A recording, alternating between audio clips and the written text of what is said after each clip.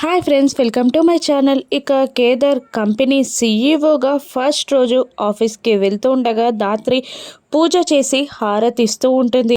దాత్రి కేదార్ని ఇలా అంటూ ఉంటుంది, నీ కష్టం, నీ మంచి మనసే నువ్వు ఈ స్థాయికి వచ్చేలా చేశాయి కేదార్. అవే నువ్వు మునుముందు కూడా ముందుకు వెళ్ళేలా చేస్తాయని నేను అనుకుంటున్నాను. ఆల్ ద బెస్ట్ కేదార్ అని దాత్రి కేదార్కి షేక్ హ్యాండ్ ఇస్తూ ఉండగా థ్యాంక్ యూ దాత్రి అని కేదార్ అంటూ ఉంటాడు. ఇక మరోవైపు కమలాకర్ యువరాజ్తో ఇలా చెప్తుంటాడు, ఈరోజు వాడు ఆఫీస్కి కాకుండా శ్మశానానికి వెళ్ళేలా చేస్తే అని కమలాకర్ అంటుండగా ఎలా బాబాయ్ అని యువరాజ్ ఎక్సైటింగ్గా అడుగుతూ ఉంటాడు. వాడు వెళ్ళే కార్కి బ్రేక్స్ తీసేస్తే ఎలా ఉంటుందంటావు అని కమలాకర్ ఐడియా చెప్పగానే ఇక యువరాజ్ వెళ్ళి కారు బ్రేక్స్ని తీసేస్తాడు. ఇక మరోవైపు సుధాకర్ కూడా కేదార్కి ఆల్ ద బెస్ట్ చెప్పి హగ్ కూడా చేసుకుంటాడు.